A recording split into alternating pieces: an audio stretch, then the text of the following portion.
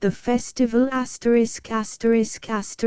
Festival by H.P. Lovecraft, author of Dagon, the Rats in the Walls etc. Officiant demons, ut qua non sunt, sic tamen quasi sint, conspicienda hominibus exhibient.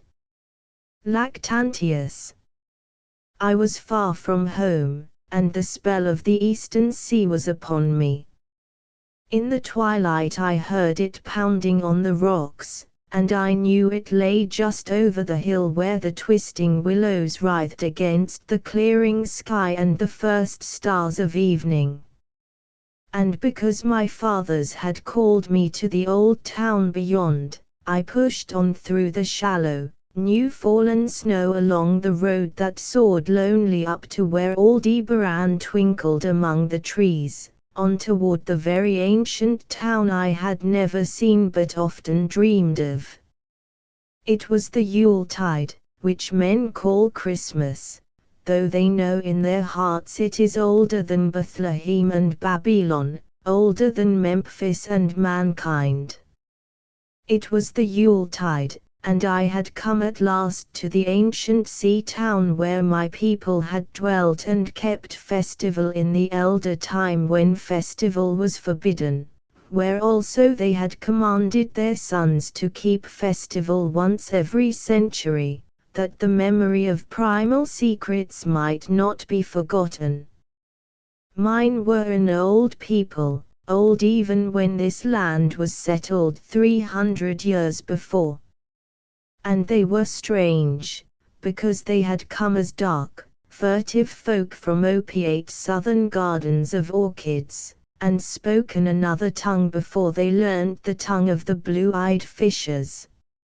And now they were scattered, and shared only the rituals of mysteries that none living could understand.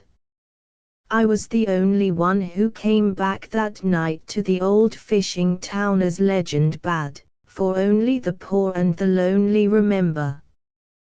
Then beyond the hill's crest I saw Kingsport outspread frostily in the gloaming, snowy Kingsport with its ancient vanes and steeples, ridgepoles and chimney-pots, wharves and small bridges, willow trees and graveyards, endless labyrinths of steep, narrow, crooked streets, and dizzy church-crowned central peak that time durst not touch, ceaseless mazes of colonial houses piled and scattered at all angles and levels like a child's disordered blocks, antiquity hovering on grey wings over winter.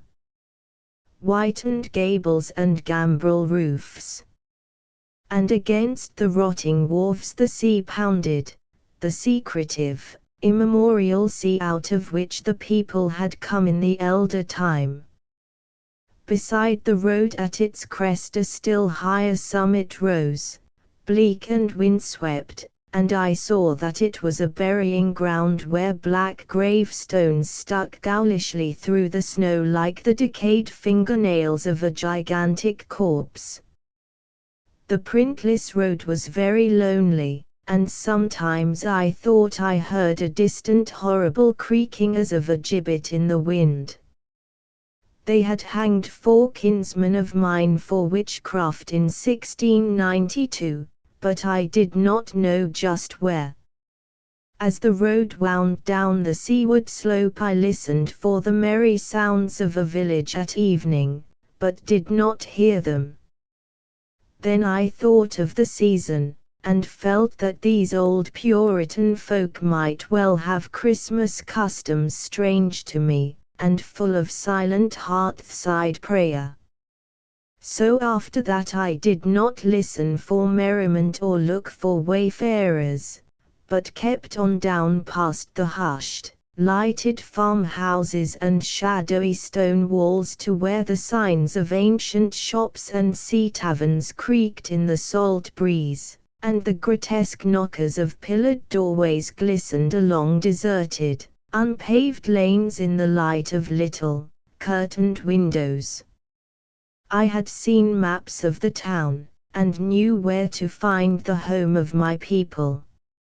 It was told that I should be known and welcomed, for village legend lives long, so I hastened through back street to Circle Court, and across the fresh snow on the one full flagstone pavement in the town, to where Green Lane leads off behind the market house.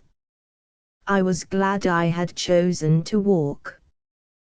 The white village had seemed very beautiful from the hill, and now I was eager to knock at the door of my people, the seventh house on the left in Green Lane, with an ancient peaked roof and jutting second story, all built before 1650. There were lights inside the house when I came upon it, and I saw from the diamond window panes that it must have been kept very close to its antique state. The upper part overhung the narrow, grass-grown street and nearly met the overhanging part of the house opposite, so that I was almost in a tunnel, with the low stone doorstep wholly free from snow. There was no sidewalk, but many houses had high doors reached by double flights of steps with iron railings. It was an odd scene, and because I was strange to New England I had never known its like before. Though it pleased me, I would have relished it better if there had been footprints in the snow, and people in the streets, and a few windows without drawn curtains. When I sounded the archaic iron knocker I was half afraid. Some fear had been gathering in me, perhaps because of the strangeness of my heritage, and the bleakness of the evening, and the queerness of the silence in that aged town of curious customs. And when my knock was answered I was fully afraid, because I had not heard any footsteps before the door creaked open. But I was not afraid long, for the gowned, slippered old man in the doorway had a bland face that reassured me, and though he made signs that he was dumb, he wrote a quaint and ancient welcome with the stylus and wax tablet he carried. He beckoned me into a low, candle-lit room with massive exposed rafters and dark, stiff, sparse furniture of the 17th century. The past was vivid there, for not an attribute was missing. There was a cavernous fireplace and a spinning wheel at which a bent old woman in loose wrapper and deep poke bonnet sat back toward me, silently spinning despite the festive season. An infinite dampness seemed upon the place, and I marveled that no fire should be blazing. The high-backed settle faced the row of curtained windows at the left, and seemed to be occupied, though I was not sure. I did not like everything about what I saw, and felt again the fear I had had. This fear grew stronger from what had before lessened it, for the more I looked at the old man's bland face, the more its very blandness terrified me.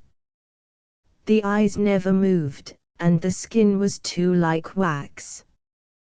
Finally I was sure it was not a face at all, but a fiendishly cunning mask. But the flabby hands, curiously gloved, wrote genially on the tablet and told me I must wait a while before I could be led to the place of festival. Pointing to a chair, table, and pile of books, the old man now left the room, and when I sat down to read I saw that the books were hoary and mouldy, and that they included old Maurister's wild marvels of science, the terrible Sadducismus Triumphatus of Joseph Glanville, published in 1681, the shocking Demonologia of Remigius, printed in 1595 at Lyons, and worst of all, the unmentionable Necronomicon of the mad Arab Abdul al-Asrid, in O Laws Wormius forbidden Latin translation, a book which I had never seen, but of which I had heard monstrous things whispered.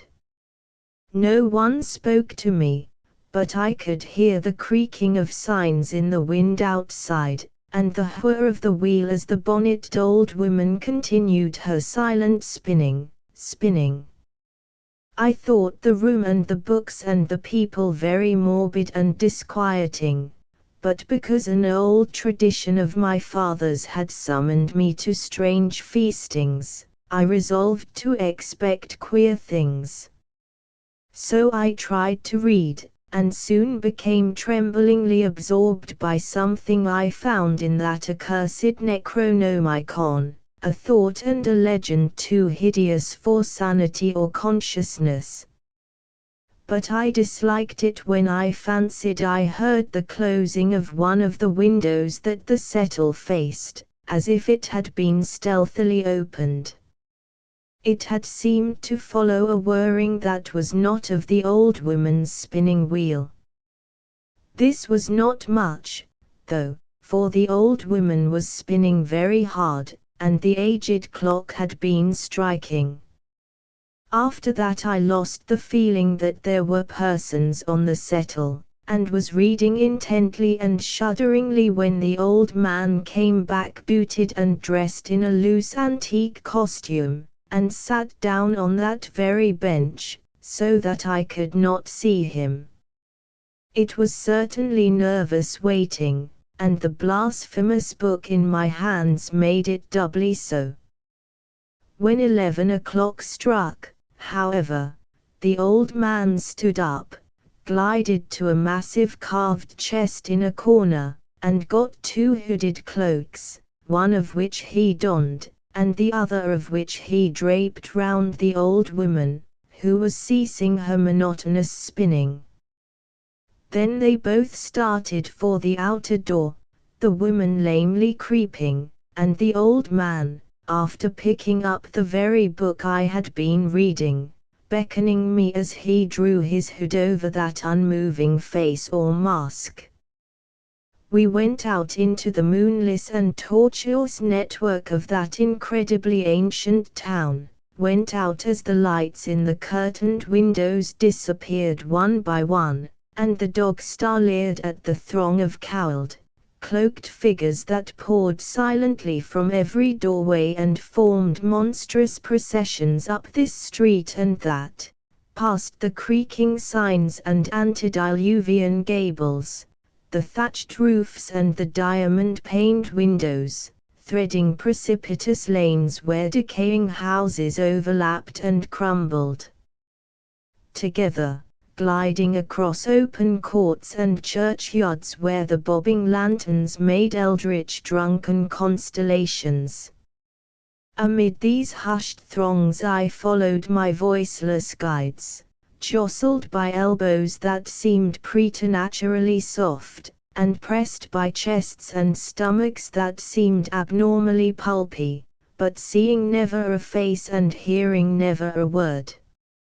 Up, the eerie columns slithered, and I saw that all the travelers were converging as they flowed near a sort of focus of crazy alleys at the top of a high hill in the center of the town, where perched a great white church.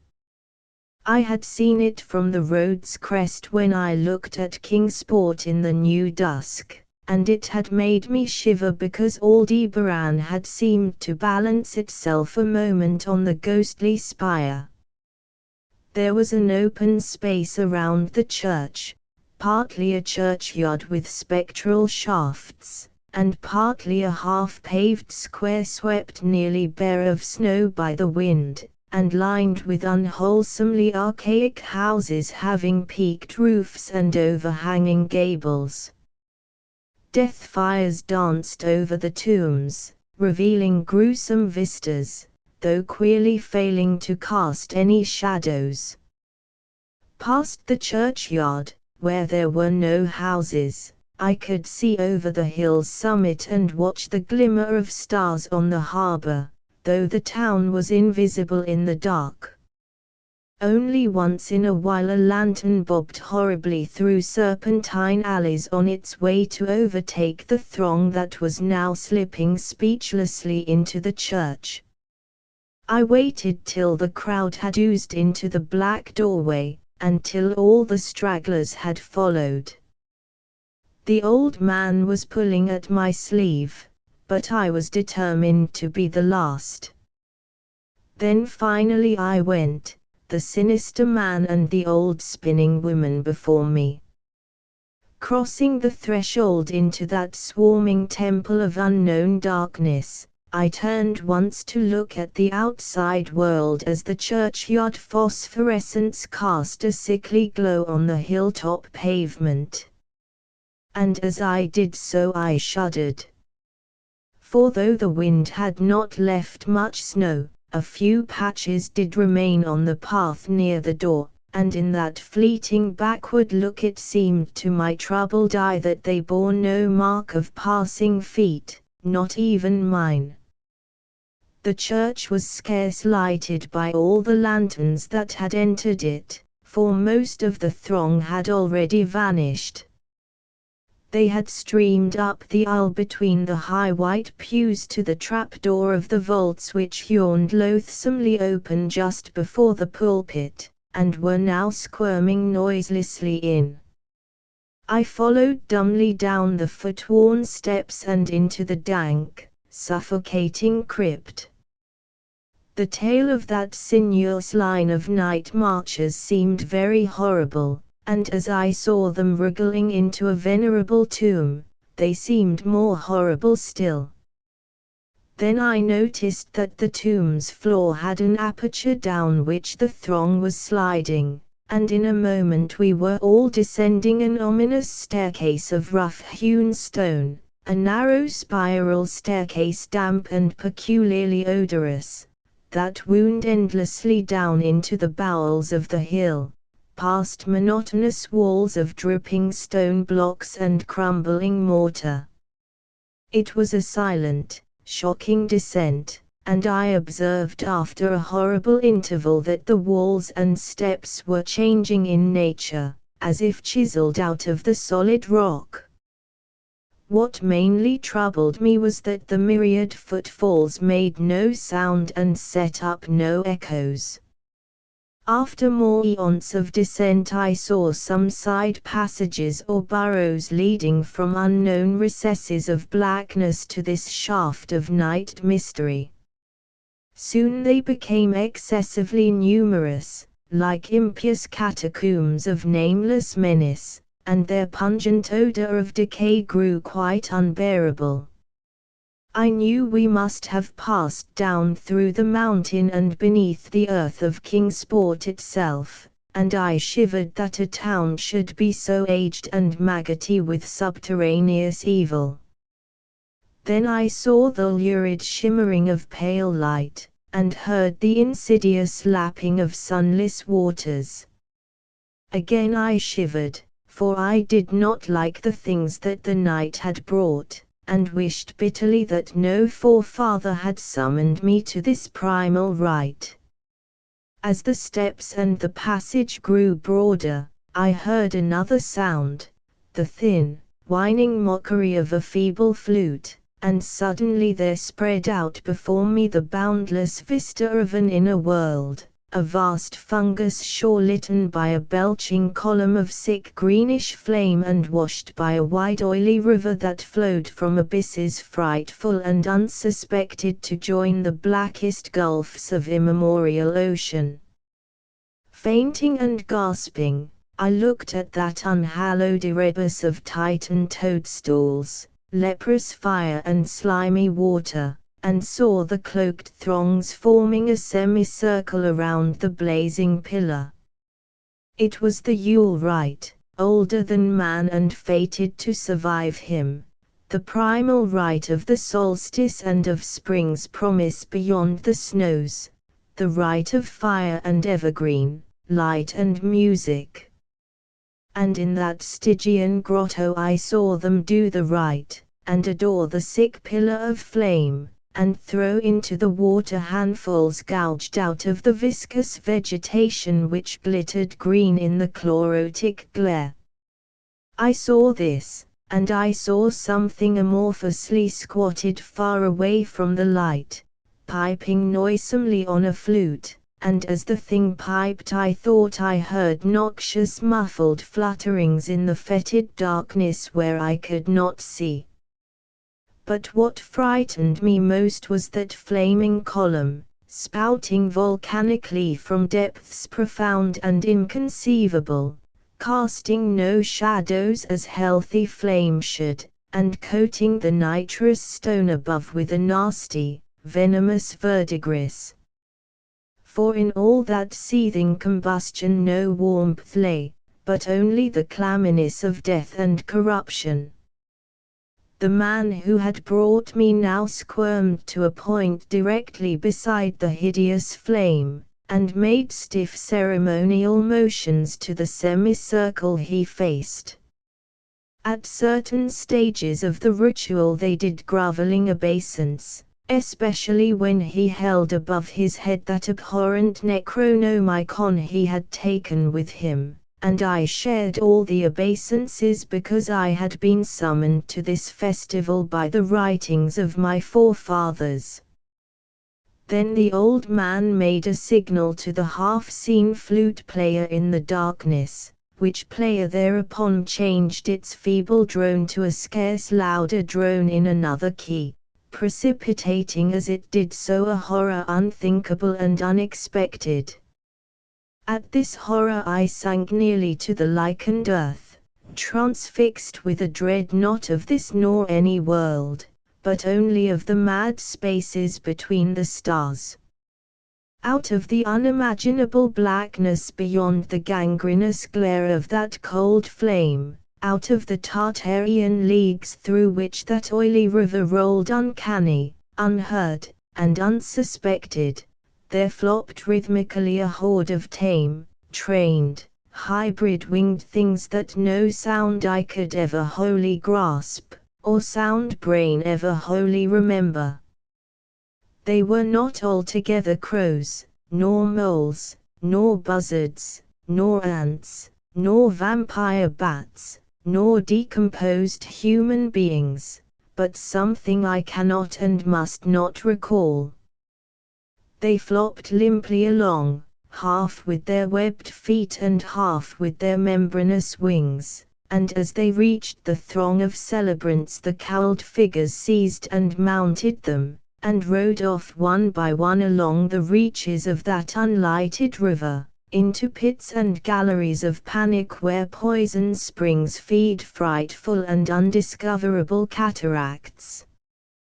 The old spinning woman had gone with the throng, and the old man remained only because I had refused when he motioned me to seize an animal and ride like the rest.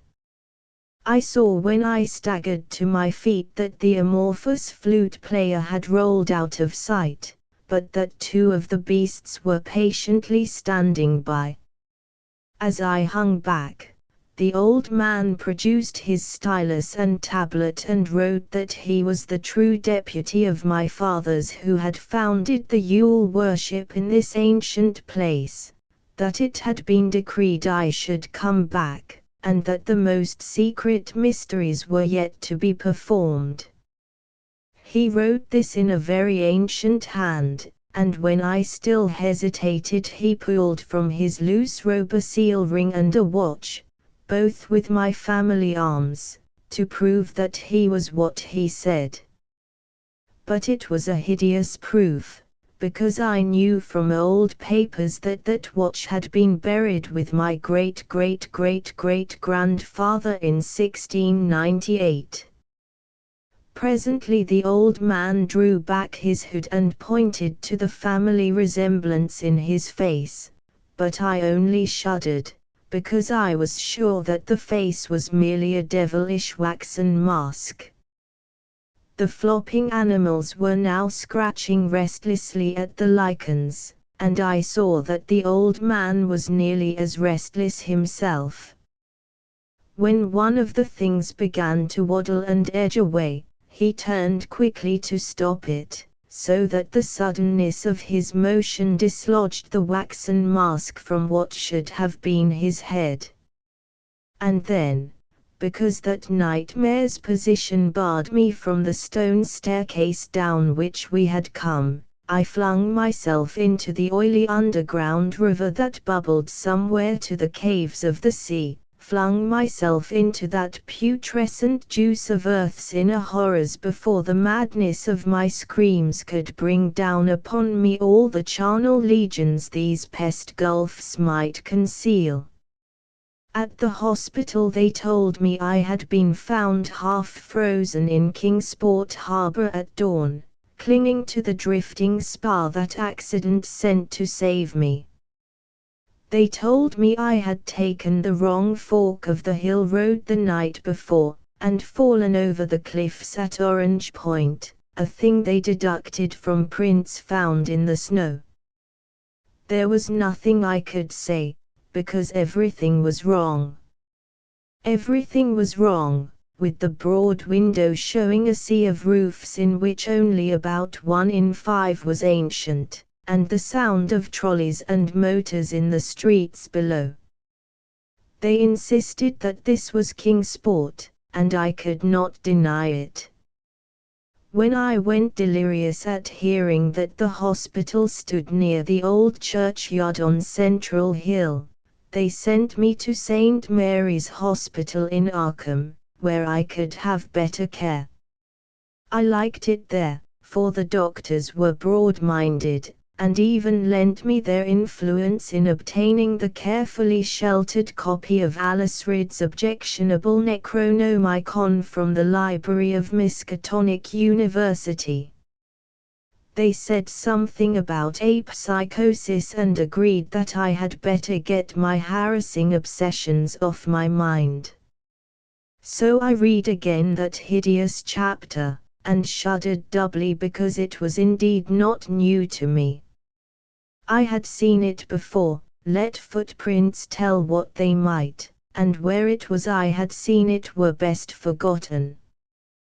There was no one, in waking hours, who could remind me of it, but my dreams are filled with terror, because of phrases I dare not quote. I dare quote only one paragraph, put into such English as I can make from the awkward Low Latin. The nethermost caverns, wrote the mad Arab, are not for the fathoming of eyes that see, for their marvels are strange and terrific. Cursed the ground where dead thoughts live, new and oddly bodied, and evil the mind that is held by no head. Wisely did Ibn Skakabak say that happy is the tomb where no wizard hath lain, and happy the town at night whose wizards are all in ashes. For it is of old rumour that the soul of the devil-bought hastes not from his charnel clay, but fats and instructs the very worm that gnaws, till out of corruption horrid life springs, and the dull scavengers of earth wax crafty to vex it and swell monstrous to plague it. Great holes secretly are digged where earth's pores ought to suffice, and things have learned to walk that ought to crawl. Transcriber's note: this story appeared in the January 1925 issue of Weird Tales magazine. ****** End of the Project Gutenberg ebook. The festival ******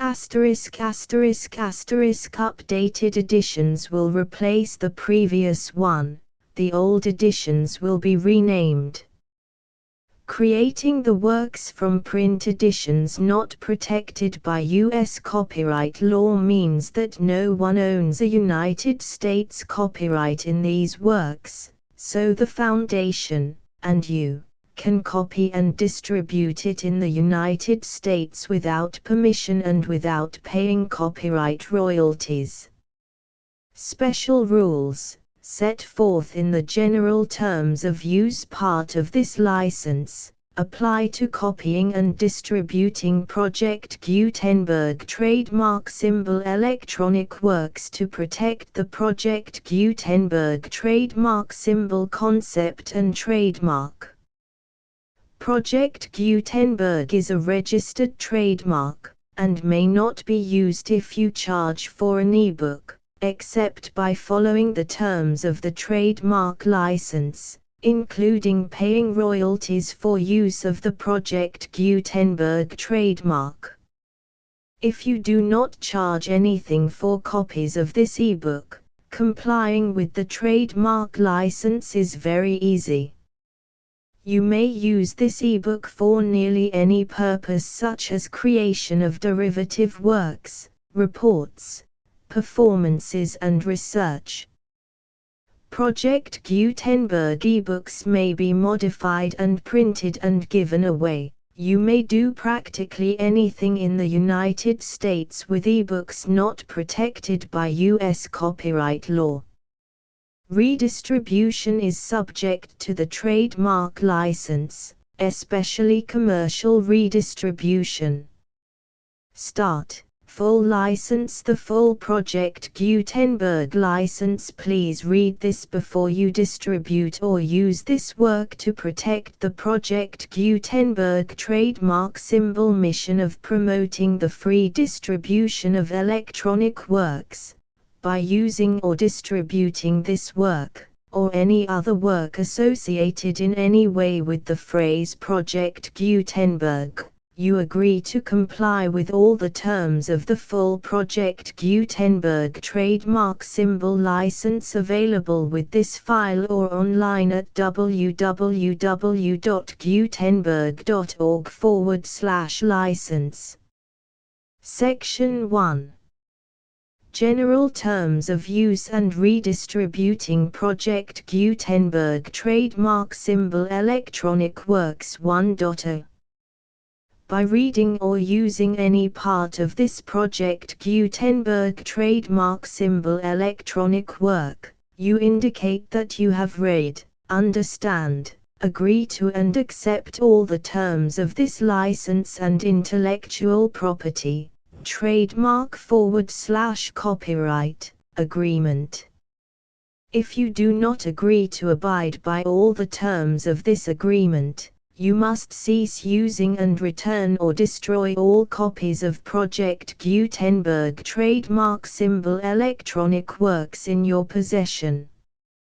If you paid a fee for obtaining a copy of or access to a Project Gutenberg trademark symbol electronic work and you do not agree to be bound by the terms of this agreement, you may obtain a refund from the person or entity to whom you paid the fee as set forth in paragraph 1.e.8. 1.b. Project Gutenberg is a registered trademark. It may only be used on or associated in any way with an electronic work by people who agree to be bound by the terms of this agreement. There are a few things that you can do with most Project Gutenberg trademark symbol electronic works even without complying with the full terms of this agreement. See paragraph 1.c below. There are a lot of things you can do with Project Gutenberg trademark symbol electronic works if you follow the terms of this agreement and help preserve free future access to Project Gutenberg trademark symbol electronic works. See paragraph 1.e below. 1.c. The Project Gutenberg Literary Archive Foundation, the Foundation or PGLAF, owns a compilation copyright in the collection of Project Gutenberg trademark symbol electronic works. Nearly all the individual works in the collection are in the public domain in the United States. If an individual work is unprotected by copyright law in the United States and you are located in the United States, we do not claim a right to prevent you from copying, distributing, performing, displaying or creating derivative works based on the work as long as all references to Project Gutenberg are removed.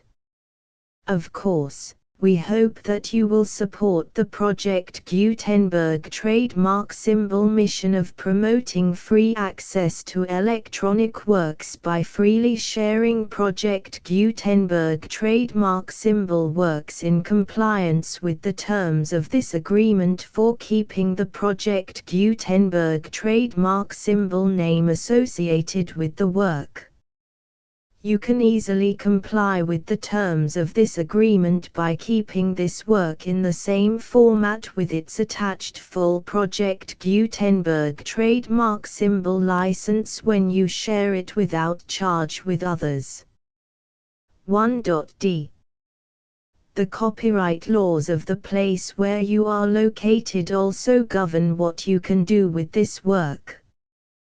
Copyright laws in most countries are in a constant state of change. If you are outside the United States, check the laws of your country in addition to the terms of this agreement before downloading, copying, displaying, performing, distributing or creating derivative works based on this work or any other Project Gutenberg trademark symbol work.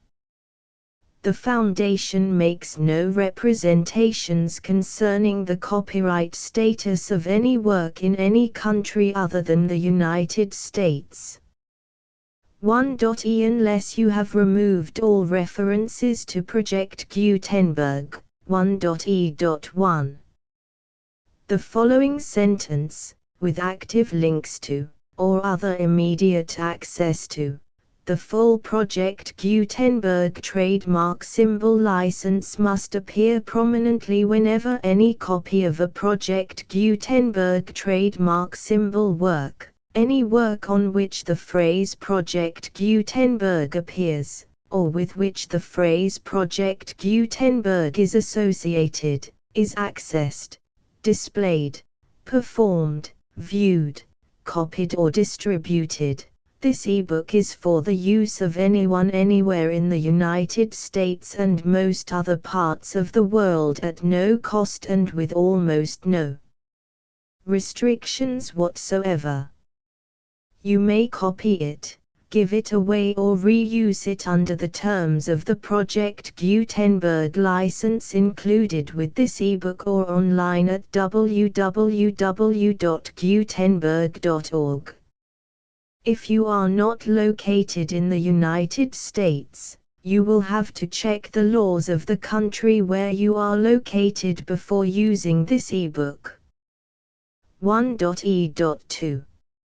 If an individual Project Gutenberg trademark symbol electronic work is derived from texts not protected by U.S. copyright law, does not contain a notice indicating that it is posted with permission of the copyright holder, the work can be copied and distributed to anyone in the United States without paying any fees or charges. If you are redistributing or providing access to a work with the phrase Project Gutenberg associated with or appearing on the work, you must comply either with the requirements of paragraphs 1.e.1 through 1.e.7 or obtain permission for the use of the work and the Project Gutenberg trademark symbol trademark as set forth in paragraphs 1.e.8 or 1.e.9. 1.e.3. If an individual Project Gutenberg trademark symbol electronic work is posted with the permission of the copyright holder, your use and distribution must comply with both paragraphs 1.e.1 through 1.e.7 and any additional terms imposed by the copyright holder. Additional terms will be linked to the Project Gutenberg trademark symbol license for all works posted with the permission of the copyright holder found at the beginning of this work. 1.e.4 Do not unlink or detach or remove the full Project Gutenberg trademark symbol license terms from this work, or any files containing a part of this work or any other work associated with Project Gutenberg trademark symbol. 1.e.5. Do not copy, display, perform, distribute or redistribute this electronic work, or any part of this electronic work, without prominently displaying the sentence set forth in paragraph 1.e.1 with active links or immediate access to the full terms of the Project Gutenberg trademark symbol license. 1.e.6. You may convert to and distribute this work in any binary, compressed, marked up, non-proprietary or proprietary form, including any word processing or hypertext form. However, if you provide access to or distribute copies of a Project Gutenberg trademark symbol work in a format other than plain vanilla ASCII or other format used in the official version posted on the official Project Gutenberg trademark symbol website, www.gutenberg.org, you must, at no additional cost, fee or expense to the user, provide a copy, a means of exporting a copy, or a means of obtaining a copy upon request, of the work in its original plain vanilla ASCII or other form. Any alternate format must include the full Project Gutenberg trademark symbol license as specified in paragraph 1.e.1. 1.e.7.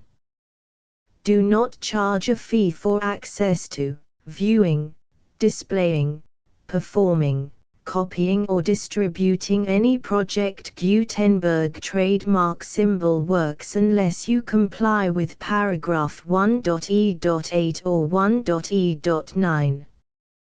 1.e.8.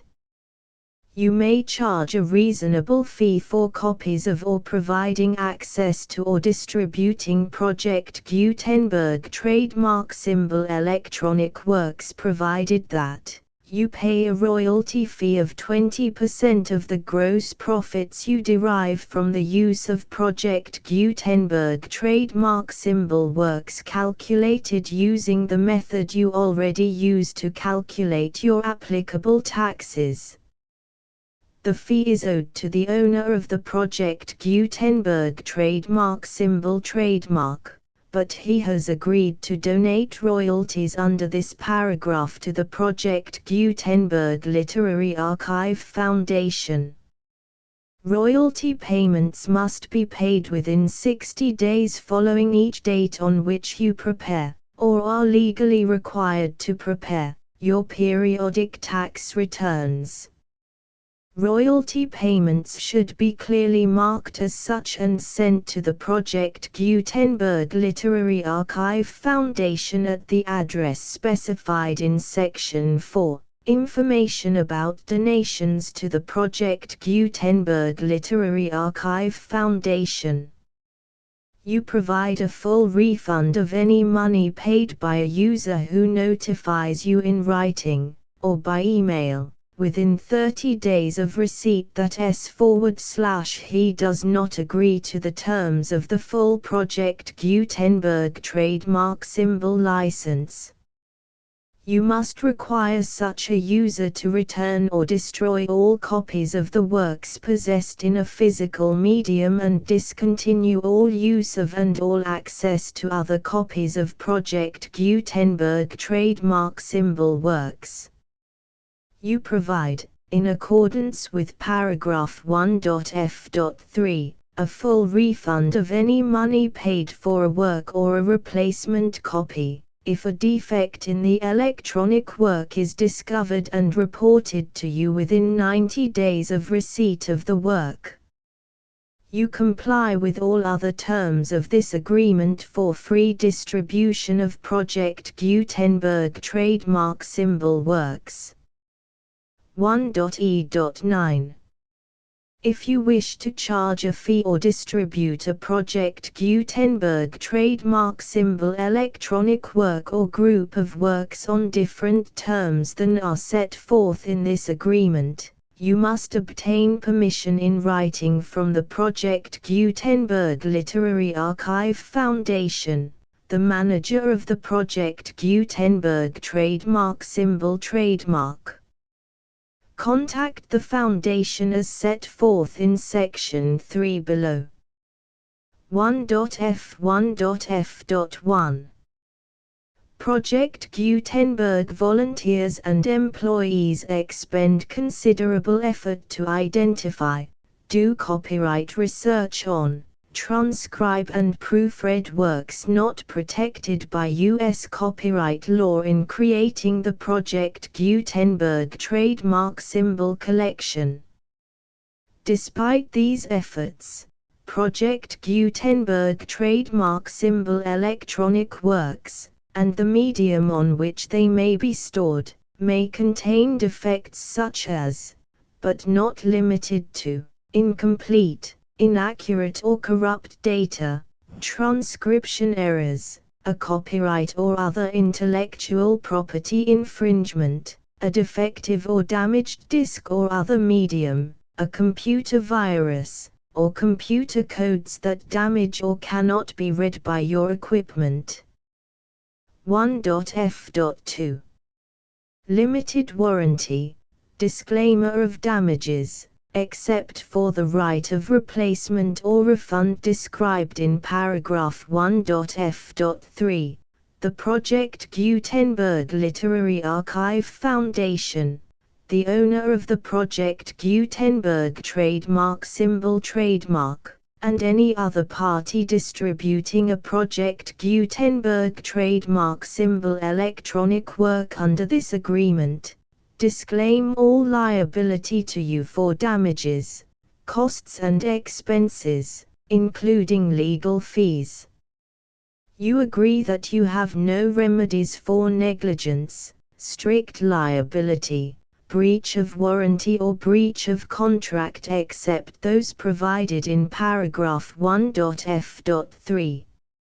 You agree that the Foundation, the trademark owner, and any distributor under this agreement will not be liable to you for actual, direct, indirect, consequential, punitive or incidental damages even if you give notice of the possibility of such damage. 1.f.3 Limited right of replacement or refund. If you discover a defect in this electronic work within 90 days of receiving it, you can receive a refund of the money, if any, you paid for it by sending a written explanation to the person you received the work from. If you received the work on a physical medium, you must return the medium with your written explanation. The person or entity that provided you with the defective work may elect to provide a replacement copy in lieu of a refund. If you received the work electronically, the person or entity providing it to you may choose to give you a second opportunity to receive the work electronically in lieu of a refund.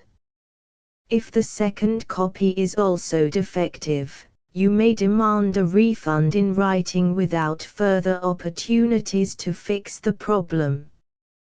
1.f.4 Except for the limited right of replacement or refund set forth in paragraph 1.f.3, this work is provided to you as is, with no other warranties of any kind, express or implied, including but not limited to warranties of merchantability or fitness for any purpose. 1.f.5 Some states do not allow disclaimers of certain implied warranties or the exclusion or limitation of certain types of damages. If any disclaimer or limitation set forth in this agreement violates the law of the state applicable to this agreement, the agreement shall be interpreted to make the maximum disclaimer or limitation permitted by the applicable state law. The invalidity or unenforceability of any provision of this agreement shall not void the remaining provisions. 1.f.6 Indemnity. You agree to indemnify and hold the foundation, the trademark owner, any agent or employee of the foundation, anyone providing copies of Project Gutenberg trademark symbol electronic works in accordance with this agreement, and any volunteers associated with the production, promotion and distribution of Project Gutenberg trademark symbol electronic works, harmless from all liability, costs and expenses, including legal fees, that arise directly or indirectly from any of the following which you do or cause to occur. A. Distribution of this or any Project Gutenberg trademark symbol work. B. Alteration, modification, or additions or deletions to any Project Gutenberg trademark symbol work, and C. Any defect you cause. Section 2. Information about the mission of Project Gutenberg trademark symbol. Project Gutenberg trademark symbol is synonymous with the free distribution of electronic works in formats readable by the widest variety of computers, including obsolete, old, middle-aged and new computers. It exists because of the efforts of hundreds of volunteers and donations from people in all walks of life. Volunteers and financial support to provide volunteers with the assistance they need are critical to reaching Project Gutenberg trademark symbol's goals and ensuring that the Project Gutenberg trademark symbol collection will remain freely available for generations to come. In 2001, the Project Gutenberg Literary Archive Foundation was created to provide a secure and permanent future for Project Gutenberg trademark symbol and future generations. To learn more about the Project Gutenberg Literary Archive Foundation and how your efforts and donations can help, see sections 3 and 4 and the Foundation information page at www.gutenberg.org. Section 3. Information about the Project Gutenberg Literary Archive Foundation. The Project Gutenberg Literary Archive Foundation is a non-profit 501(c)(3) educational corporation organized under the laws of the state of Mississippi and granted tax-exempt status by the Internal Revenue Service. The Foundation's IN or Federal Tax Identification Number is 64-6221541.